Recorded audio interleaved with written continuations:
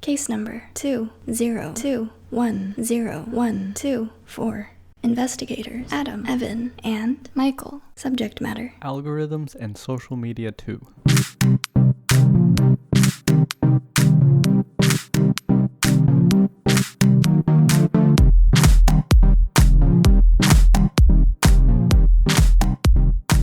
Welcome to Case Study. I'm Adam. I'm Evan. And I'm Michael. Today, I wanted to talk about algorithms. We mentioned that in our last podcast, and I feel like we need to go into a little more detail. It seems to be a fairly popular thing to mention nowadays, and I think a lot of people maybe don't understand how they work and what they do. So, real brief, we're going to go through the Wikipedia definition of algorithm, which is that in mathematics and computer science, an algorithm is a finite sequence of well-defined computer implementable instructions, typically to solve a class of problems or to perform a computation. That's a little complicated, but the easiest way to understand that is it's just a set of instructions that you perform to do something. That's the easiest way to understand that. And a lot of websites nowadays will use these algorithms to determine what to show you. So I have a few examples here. Google being the biggest example. When you search something in Google, you type your phrases into the search bar, it will use a whole bunch of different factors to determine the order of results. Things like what you typed in, obviously, a ranking system, which is internal to Google, even up to your location to give you something that's relevant to your location, and how many people clicked on the link. More people click on a link, that means it's probably more relevant and they're probably going to push it to the top. Social media sites like Facebook and Instagram will monitor you in a different way. They will kind of look at posts you interact with. If you're on Instagram, they'll monitor how long you spend on a post, or Facebook. If you scroll by a post, if you click on a post, if you click on the comments, if you click on the like button, things like that, if you share it. These are all metrics that are used to determine, are these posts relevant to you? Because as we mentioned in our last episode, it is physically impossible to see everything happening on these social media sites. YouTube is another example I'll quickly throw up. The videos that you watch, the channels that you're subscribed to, will determine what videos you'll see in your sidebar and on the end screen of videos, but also on the homepage. You know, everyone's trying to fight for your eyeballs on these sites. Finally, the last example I have is Amazon. If you buy an item, or you click on items, or you search for items, they'll use that to determine what to try to sell you. Like, oh, these are some other recommended items, or people who bought this. Maybe that's relevant to you. Maybe it's not. So I guess I have a question about that, kind of related to it then. That would be, a lot of the times I hear a rumor on the internet that a lot of the time people think that their phone is listening to them, such as they're talking about a baking tray that they're thinking of buying to make a cake. And then an hour or a day or two later, they'll see a baking tray pop up in their recommended suggestions to buy on Amazon or Instagram or on Facebook. Is that a result of algorithms then? Yes. So these big data companies, Google, Facebook, Amazon, they're really good at extrapolating data from trends. So people will say and argue that, oh, my phone is listening to me because I'll just be talking about this to my friend, audibly, and the recommendations will pop up. That is not proven, but we can at least say that, oh, patterns leading up to you looking for a baking tray may be apparent. Oh, you follow a lot of cooking blogs. Maybe you've been liking and sharing posts. And especially if you're using, say, Facebook Messenger, they're obviously going to be scanning your chat history for keywords like, hey, there's this recipe that I found that I want to try, things like that. So it's definitely a possibility. I don't know, and I don't think that they're actually listening to you, because you can at least deny the microphone permission and it still might be able to show that to you. Yeah, so I think that's going to be a large rabbit hole to delve into, is mass surveillance and technology companies' role in it. Because anecdotally, there's cases out there that don't make sense from what you're saying, Adam. But in general, the algorithms that tech companies use to figure out what you like are very advanced. And there's a twofold reason for that. When you have things like Google and YouTube, the companies, which is all owned by Alphabet, but Google and YouTube specifically, looking kind of slightly different, as one is a search tool and one is a video tool. The algorithms for Google are designed to show you, the user, what you want to see. And on YouTube, its algorithm is designed to show you, the user, a video you'd be interested in seeing. But everyone who has things that you are finding on those sites is trying to beat the algorithm to show you their content. So it's an ever evolving and growing system where these companies have to build better and better algorithms at determining what you're interested in. So if you keep looking up a recipe, and if you sat through and looked on it and the site is tracking you, and you stop on a part of the site that needs a baking tray and you kind of sit there for a little bit or something, that might be enough for them to say, you know what, maybe they need this. Because maybe they come back to it, or maybe you go back to it the next day. Like, that is enough where the algorithm might cue into something, because they've had to become so advanced, because it's not as easy and simple as just, oh, I'm looking for cookie recipes, and it's just like a list of different cookie recipes. Yeah, and just to quickly touch on that, at least Apple and Google have mechanisms built into their phone devices that allow advertisers to target you specifically. At least for Apple, it's called the identifier for advertising, and Google's is an advertising ID. Those are inherently baked into the operating system of your phone, and you have very little control over that. Now, you mentioned surveillance earlier, but I think this is actually mechanisms built into your phone. As an example, the Apple IDFA, identifier for advertising, sort of tool restrictions, Apple recently implemented a more strict usage of that application, and that actually caused Facebook to be a little bit concerned, because they would not be able to track their users as carefully. This was something that I picked up while reading through their earnings transcript in preparation for the last podcast. Because they're not able to use Apple's token to track you as carefully, they aren't able to basically track your user as a profile if they want to try to advertise to you. Another quick and famous example that I'll give is, and I'll have to go find this, but a few years ago, it was revealed that Walmart could determine, or maybe it was Target or Walmart could determine if you were pregnant based on the things you were buying in their store. Now, obviously that's not audio based and that's not advertising based, but based on what you were buying, they could just determine if you were pregnant or not. So there's another interesting concept in kind of what we're talking about with algorithms and the advertising aspect of it. One of the primary purposes for the advertising and the tracking and like the Google advertising ID and the identity for advertisement, Apple ID, is a way for them to make money off of you. And this is a concept that I don't think we touched too hard on last podcast, but I'm sure we all remember back in our high school economics class learning there's no such thing as a free sandwich. And that's about the fact that if something is free, there's still something being made profit somewhere along the line off of it. A lot of times whenever you go out to these big public city fairs, there's like a Remax handing out Frisbees. And that clearly worked because I remember Remax handing out Frisbees. That's what they got. They got my mind share. They got my social media. Like, ooh, Remax, that's a realty company. That's literally the only reason I remember them, is because of the free Frisbees. That was their goal. And with advertisements and the algorithms tracking you to show you like baking trays, the reason these algorithms are so interested in your habits and what can be fed to you is so that they can then turn that around and profit off of your information about your habits and your daily use, so they can sell it to advertisers to show you baking trays that you may buy off of a company such as Amazon, which is just like, these are just big companies profiting off of you because they can track you and they can see what little things make you tick. And it's all about refining the minutia of what they show to you for them to maximize what they get out of their side of things. Because Google's free, YouTube's free, the Google Play Store, the Apple Store, it's all free for you, the user, because there's other ways for them to get things from you.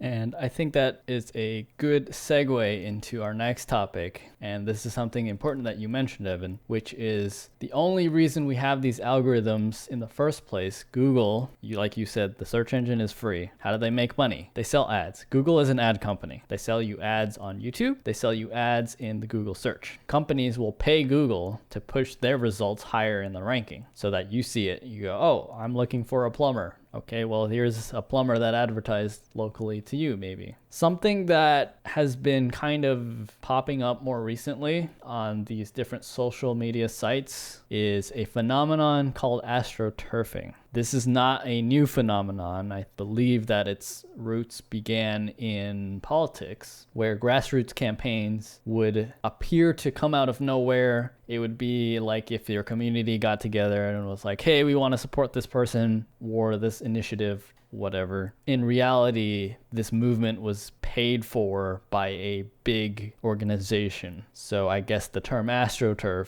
would be it's grassroots, but it's fake grass. And this is apparent on a lot of different sites, Reddit, Twitter, Facebook even. One of my favorite examples is actually on Amazon. When you go buy something on Amazon, what do you look at? You look at the reviews, you look at kind of the listing, but really you're looking at the reviews, seeing what people are talking about. Okay, great. The easiest way for a seller to manipulate their ratings is to just buy a bunch of accounts or their services to do such things, to basically put a bunch of fake reviews in order to boost their rating, right? And that pushes them higher in the search results when you're searching for something. There's a website that I use occasionally called FakeSpot, which kind of analyzes the reviews with their own algorithms to kind of determine how legitimate these posts are. And I think that's a really interesting use. It's kind of like two things fighting against each other, right? You're fighting against the algorithm of Amazon with your own algorithm of making sure the product that you're buying is not just some garbage because of the reviews are garbage. Now, Smarter Every Day did a really good video series on social media manipulation. I highly recommend checking it out. He covers algorithms in your newsfeed, YouTube algorithms, Twitter, Facebook,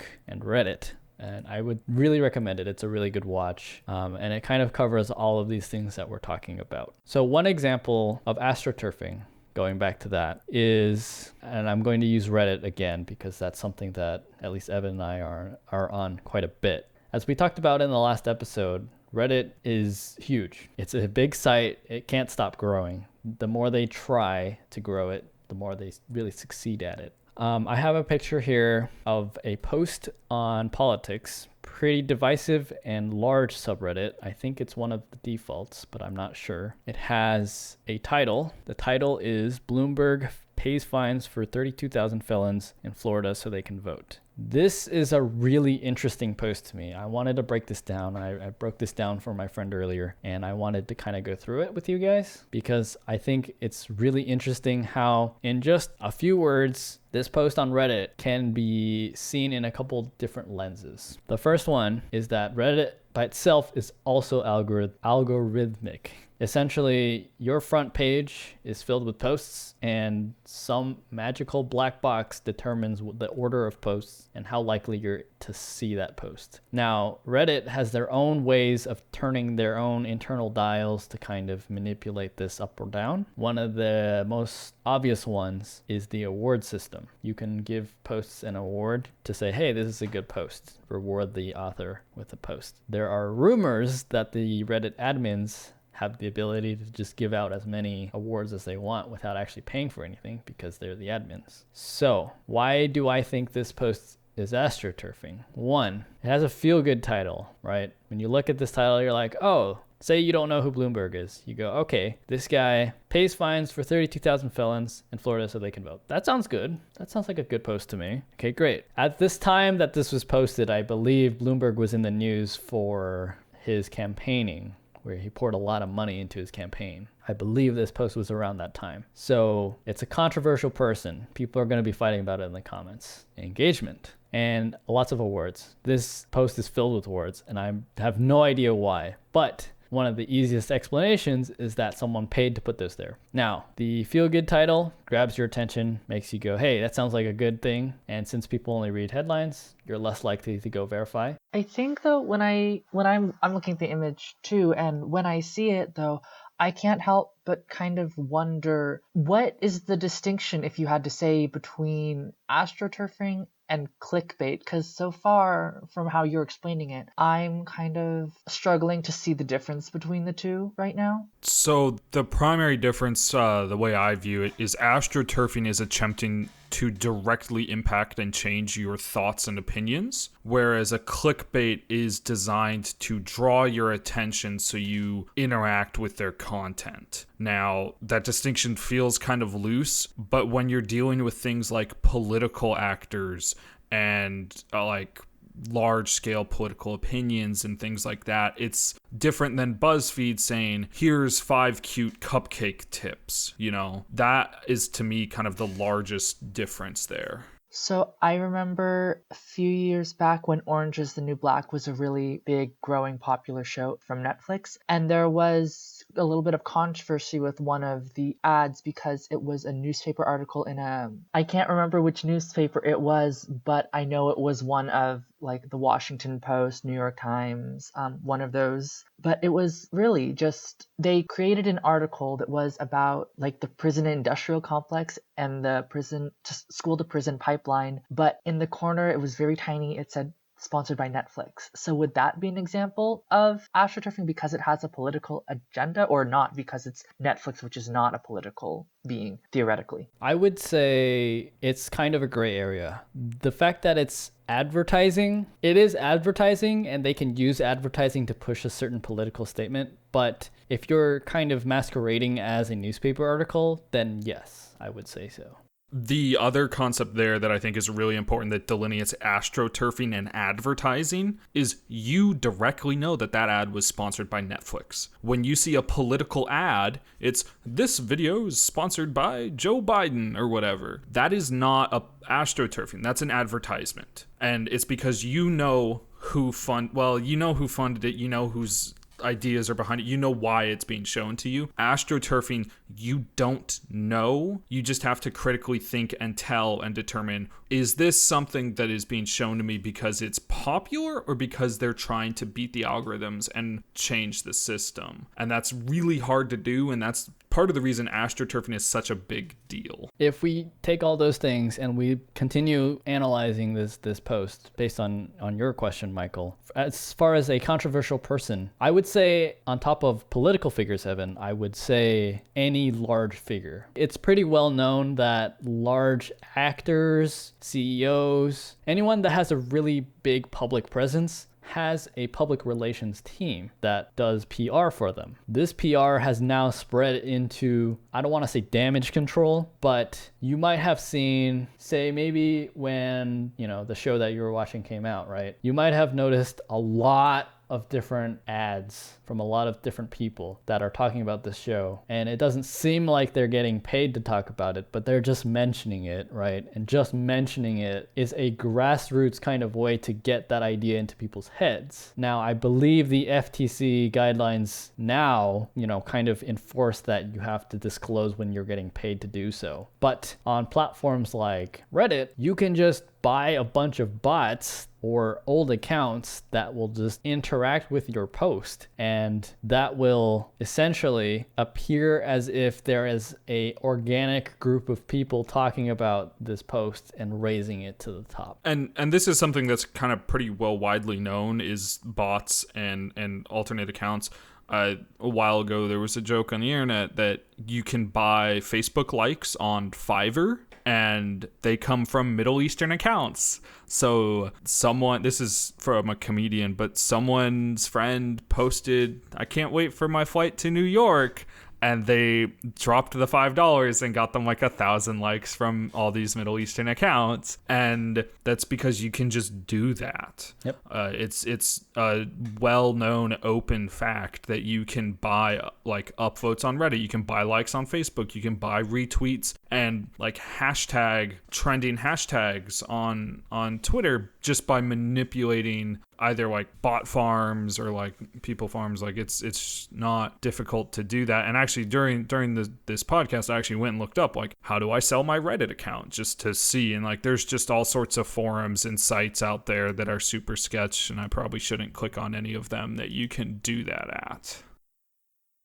Yeah, if you click into this post, as an example, my friend Marion clicked in, there were a lot of comments apparently saying, oh, you know, they were throwing out these, I don't want to say controversial, but political statements like, oh, voter fraud, or people with criminal record shouldn't vote, whatever. Things that were related to the title, but that would guarantee engagement. Now, you could argue either way that this was a legitimate post or it wasn't, but you see these posts all the time. Especially, at least I notice them the most on Reddit, because say something big happens to some big TV show or a movie or something, or even a video game. I think Cyberpunk was a really good example. The weeks leading up to Cyberpunk, there was basically nothing but Cyberpunk content on the gaming subreddit. This is also where astroturfing gets hard to determine, though, because the astroturfing got its name by being fake grassroots. So if you can have grassroots impacts on things that you're trying to emulate through astroturfing,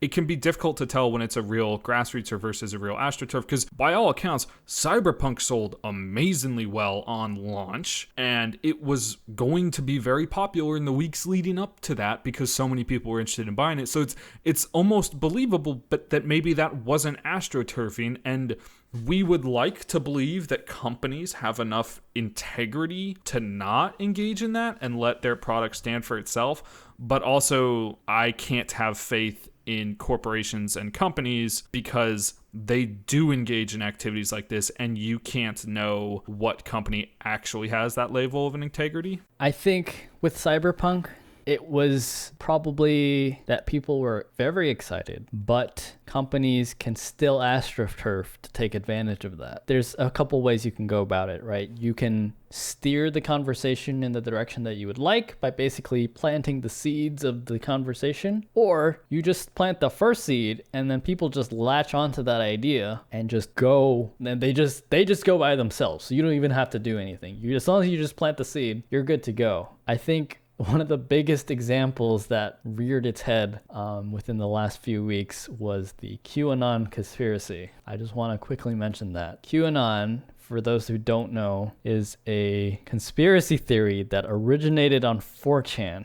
That alone should be enough to discredit anything else that I say after this, because 4chan, as we know, are all a bunch of trolls, but they're very good at it. And somehow the media picked up this conspiracy theory, and then people just latched onto this idea. And I think at this point, whoever created it to begin with was either so good at it or they just gave up, that they let the narrative just spiral out of control and people just latched on. And it was at that point, I think, whoever still believed in that conspiracy theory were vulnerable enough to believe in anything else that anyone just gave in, because one, anonymity. You could just say whatever you want, call yourself Q, and then go, boom. We can change the narrative however you want, and nobody would know. Sort of an extreme example of astroturfing, but an example nonetheless. And as far as astroturfing goes, I'd almost be hard-pressed to call that astroturfing, just because it isn't apparent where the funding is coming from. Like, that might be a true grassroots conspiracy wildness, but it could also be a concentrated impact by people to destabilize public opinions and thoughts. And then if that's the case, then yes, it is astroturfing, but this is the issue. Again, astroturfing versus true grassroots is hard to tell, and with something that has no clear monetary gain, it can be difficult to tell. I think QAnon is more of an example of a troll that someone else decided that they could take advantage of and astroturf their own ideas into it. It seems like so long ago, but I think at the end of last year, maybe the beginning of this year, I don't even know anymore, there were those like monoliths that people found in the desert. Those seem to appear and then disappear. And I'm pretty sure at some point I saw some tweets that were just like,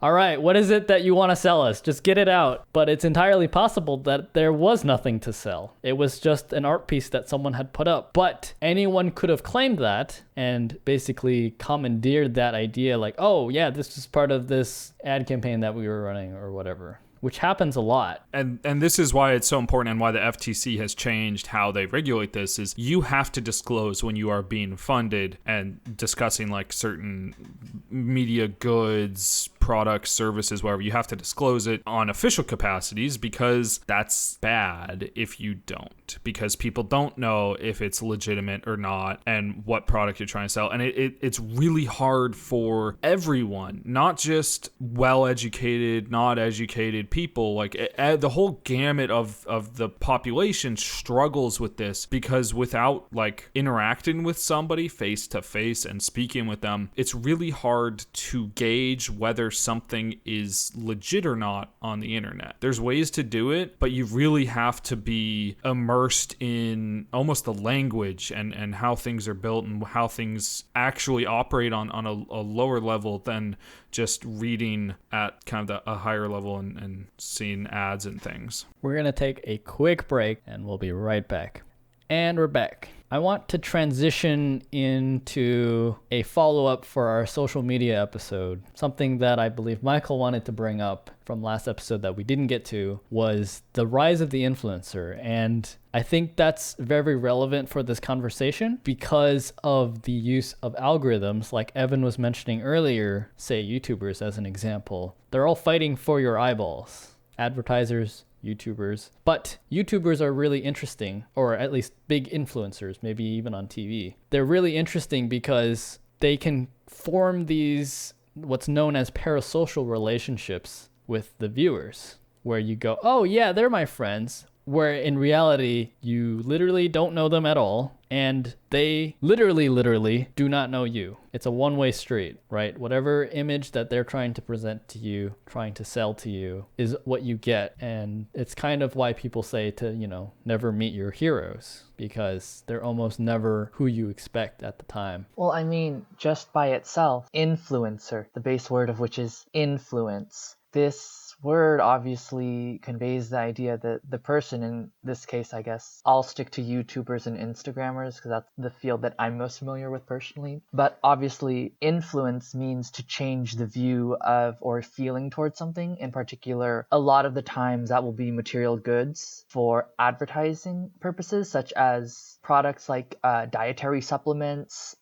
media technology, in particular with YouTube and Instagram, clothes, makeup, fashion, and beauty and health trends in particular. But obviously there's no limit to what an influencer could theoretically push towards their demographic of viewers. And again, with the particular nicheness that exists with YouTube and Instagram with these parasocial bonds, because you, as the viewer, feel as though you are growing closer to them by seeing these quote unquote intimate views of their life, such as in their home, office, or vlogs or photos of their daily routines. It really can make it seem as though they are not just selling you a product, but not even selling you something, but perhaps telling you a way that they are living that you can then replicate by purchasing said product that they are selling to you. And I think one of the biggest examples in the past few years was, I don't remember who because I don't keep track of these things, but some big Instagram person was trying to sell, I think, makeup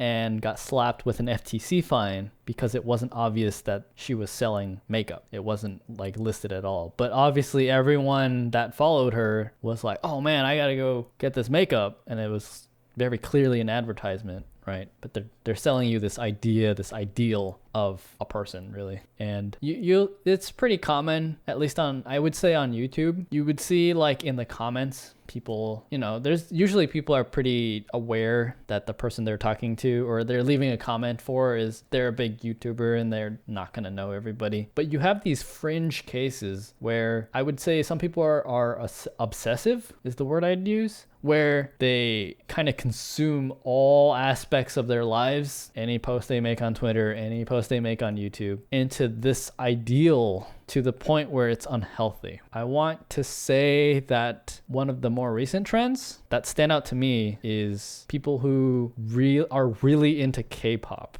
I don't know if you guys have seen this, but there'll be people there. They have entire accounts basically dedicated to either like a band or one of the performers, and that's their entire identity. It's not even their own at that point. It's just obsessing over this one person. And maybe you're just a really big fan, but K-pop specifically is manufactured to be popular. It's pop for a reason. But these big companies like pump out these big acts and they can get a huge fan base and they can try to sell you at the image of the band, or they can try to sell you a physical item. I think with a lot of these newer forms of advertising, though, it makes me wonder, is it that the advertisers have gotten more clever of how to integrate their and weave their way into our everyday lives? Or is it that a larger and larger, perhaps exponentially growing portion of people are just unable to distinguish when something is an ad versus not an ad, or something that is paid for, perhaps even? So I think to touch on that, advertisement and marketing has continuously improved and evolved. The historical, like, billboard banner ads, like nice happy white family turkey dinner, whatever, when they're advertising for like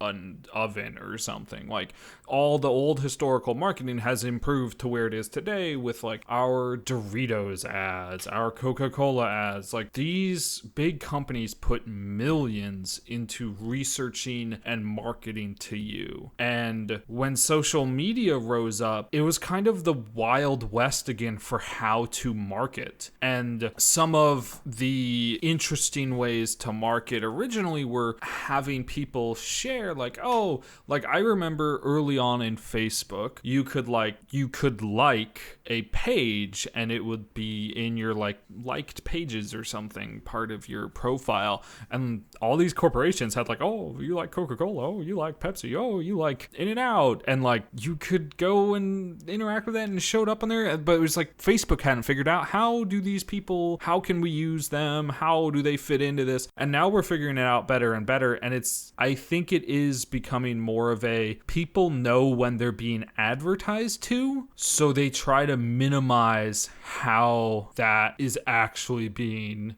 apparent.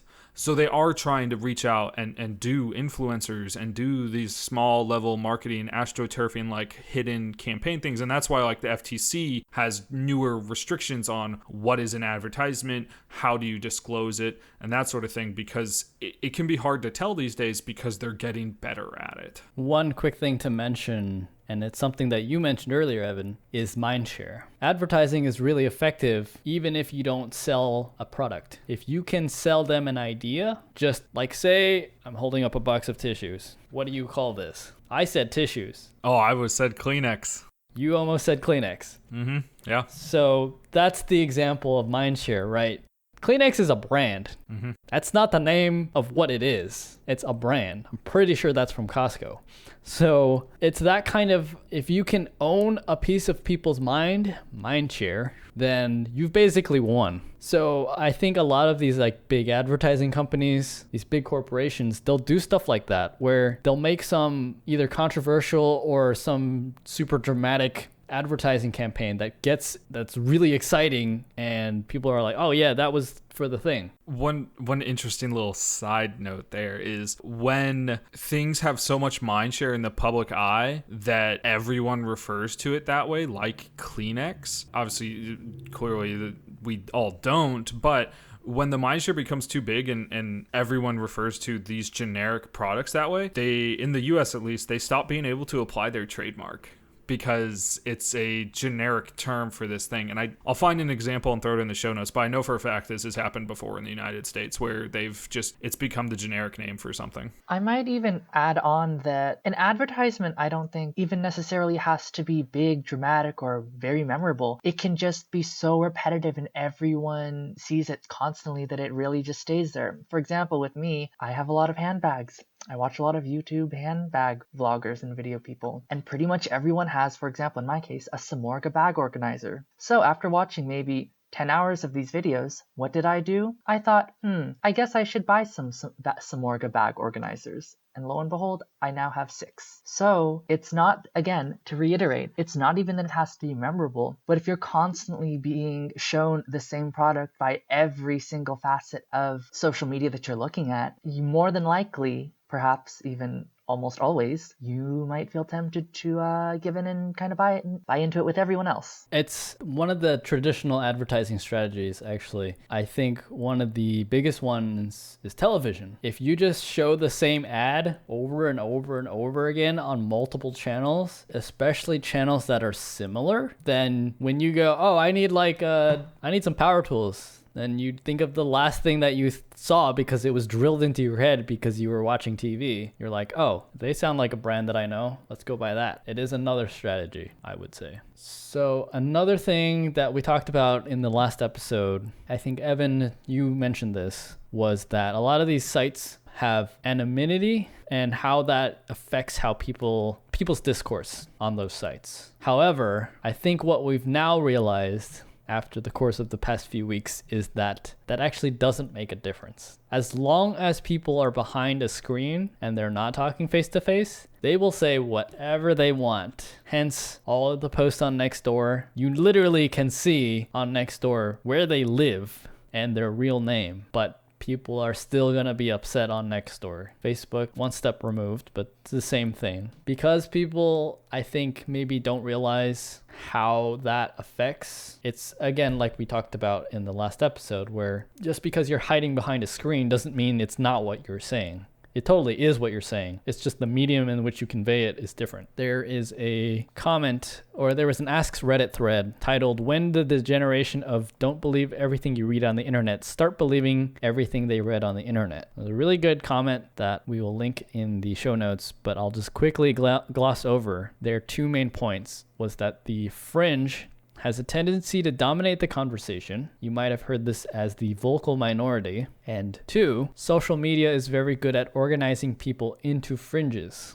This is important for today's episode because social media obviously wants to try to engage you on their site. So if you can group people by common interests, including fringe interests, then you as the company running the social media site don't care. It's more engagement for you and your company, right? And that's a way to sell more ads because you can target, hey, this group of people, they're interested in this one thing. We can just target that and probably get higher returns on our advertising. But it's just that conversations like these, they kind of get lost because they're not face to face. They're just behind a screen. So you can toss in some astroturfing, you can toss in some algorithms, and then boom, you have this captive group of people that are open to the ideas presented, in the context of this fringe group, and they're surrounded by people who also agree with them. And I think this is a good segue into one of our last topics, which is deplatforming. Deplatforming, which you might have heard because of some recent events 2 weeks ago,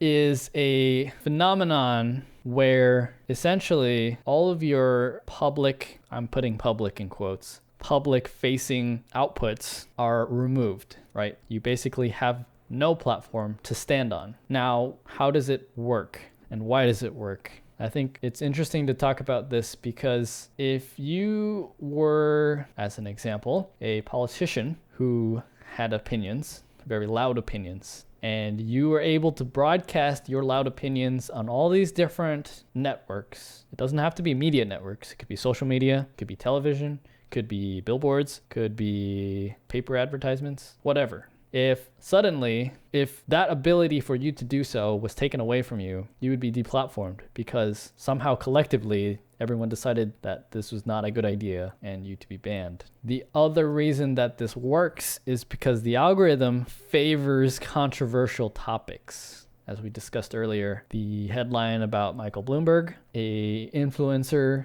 selling a product, those generate headlines that are controversial and big public figures. So people will argue about it. And if you don't give people something to argue about, they can't. a few famous examples, I would say. One of the most famous ones before, I would say 2 weeks ago, was, I want to say in 2012, maybe 2013, there was a big push from some Middle Eastern terrorist organizations that used Twitter to recruit new people. Twitter then implemented a lot of their own algorithms to try to combat this. And as a result, they have not been able to recruit because they were deplatformed from Twitter. Alex Jones is another big example, right? His big YouTube channel, I think, might have been removed. I know it was demonetized, but it was straight up removed. There's an interesting concept about deplatforming that I think can only happen with the modern internet today. I think 10 years ago, well, less than 10 years, I think 5 years ago maybe, kind of before Twitter really hit its stride, and you had Facebook, Twitter, Instagram as like the big three, and then you have Google and YouTube as kind of their own thing over there. I think deplatforming was a lot less impactful. If you got banned from Twitter, you typically still had like your own blog somewhere, and a lot more people were more interested in having like their own website and posting things there. And that has gone away on the modern internet in some regards. Now, obviously, you have Amazon Web Services hosting something like 60% of the internet. So if they deplatforming you, it's very difficult for you to have like industrial servers hosting your network or connecting to it. But I think the centralization of social media and information across fewer websites has led to deplatforming having a larger impact. So that's kind of an interesting point, which maybe we could cover in another episode about the internet in general. But the internet as it's built now is completely dependent on like a few different companies providing you this infrastructure to get your content out to the world, right? You were saying people don't have blogs anymore.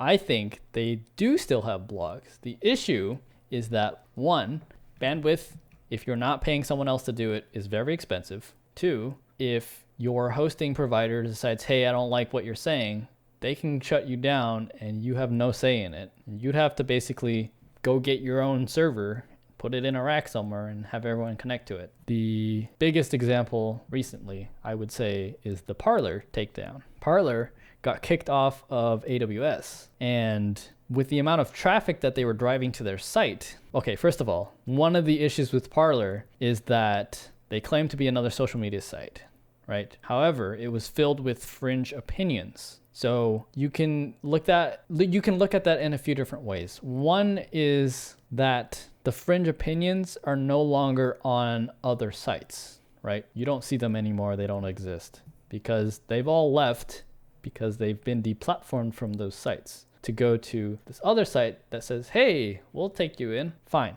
The issue then comes when all of your hosting providers say, hey, I don't want any part of this. I'm going to cut you off. What do you do at that point, right? Then you have to go dig up your resources. And there were definitely like a lot of issues with having to host your own site with that much traffic. Another example that I'll use is there are some big subreddits that have created their own websites, but they've either failed or are so on the fringe that those people would have been kicked off anyway. This example that I'll use is the Change My Muse subreddit, which tried to set up its own site based on, their community, but they found a few things that had happened. One, they lost a big number of their user base, and two, the people that are left were they're not as many people, right? Because one, it's a lot of effort to move people to another, and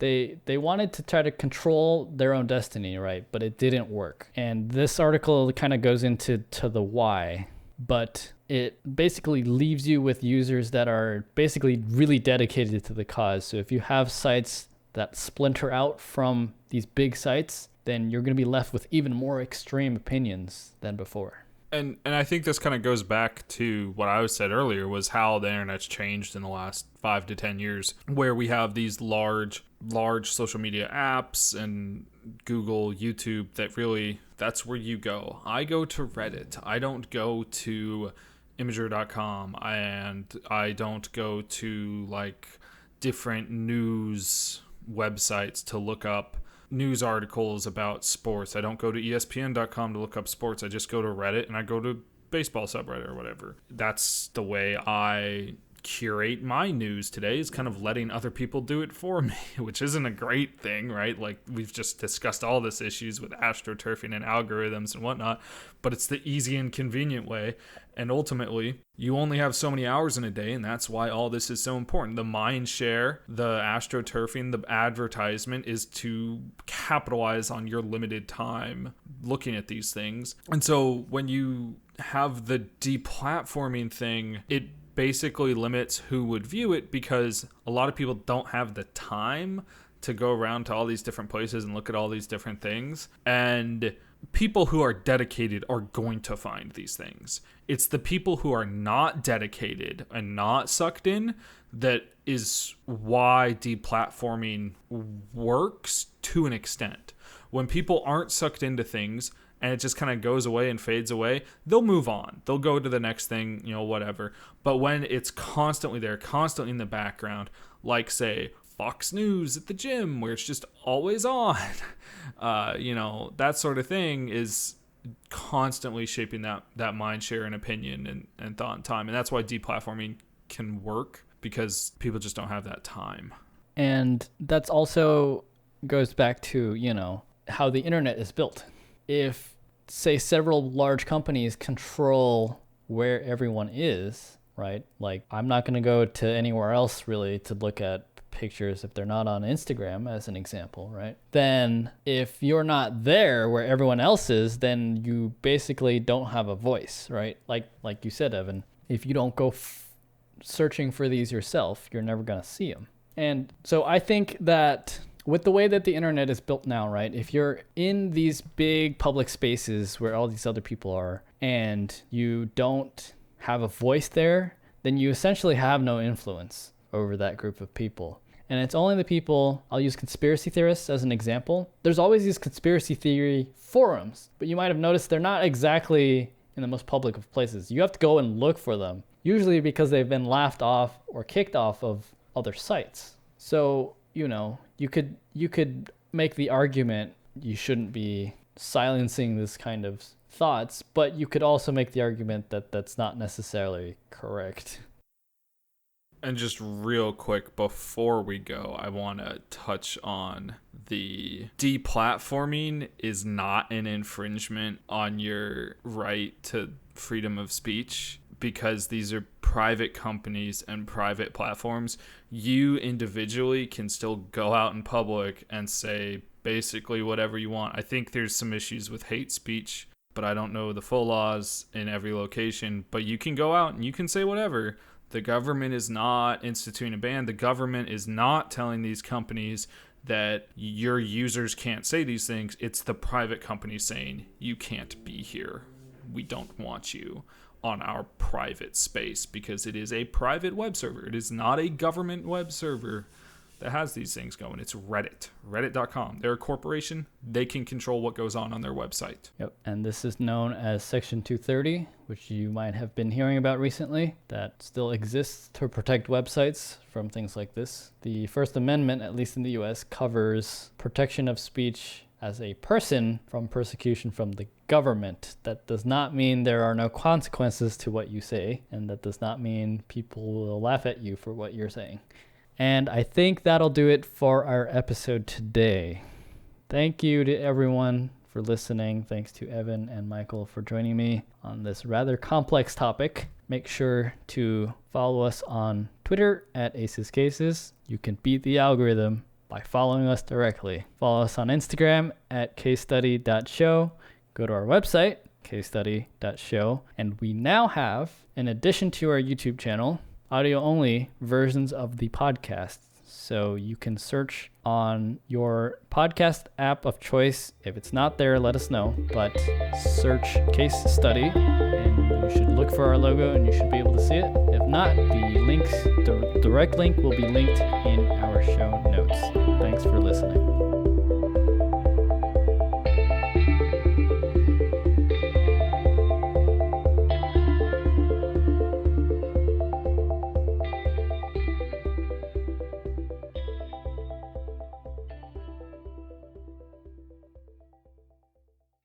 Case number 202101224 closed.